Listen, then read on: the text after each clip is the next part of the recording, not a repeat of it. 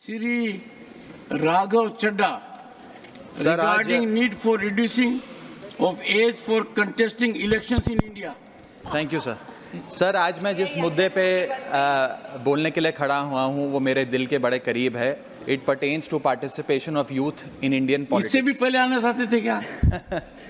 मैं बताता हूँ सर, मैं क्यों ये मुद्दा उठा रहा हूँ। सर, भारत देश इस दुनिया के सबसे युवा देशों में आता है। We are one of the youngest countries in the world.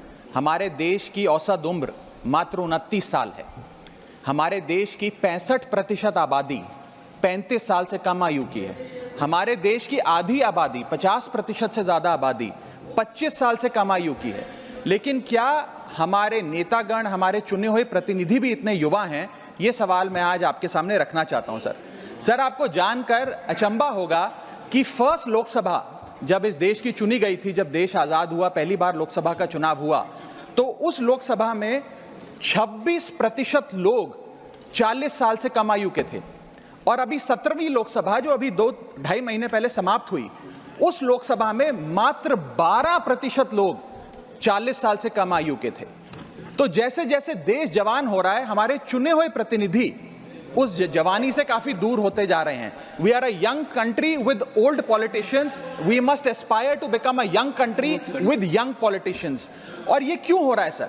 ये इसलिए हो रहा है क्योंकि politics is considered to be a bad profession. जब बच्चा बड़ा होता है तो माँ बाप कहते हैं कि बड़े होके बेटा डॉक्टर बनना, इंजीनियर बनना, स्पोर्ट्स पर्सन बनना, साइंटिस्ट बनना, चार्टर्ड अकाउंटेंट बनना। कोई ये नहीं कहता कि बड़ा होके नेता बनना, राजनीति में जाना। तो मुझे लगता है कि आज हमें युवाओं को इंसेंटिवाइज करने की जरूरत है ताकि वो भारत की मुख्य धारा की राजनीति में आएं। और इसके लिए सर मैं ये सुझाव लाया हूं कि, और मेरे आपके माध्यम से निवेदन है भारत सरकार से, कि इस देश में चुनाव लड़ने की उम्र 25 साल है।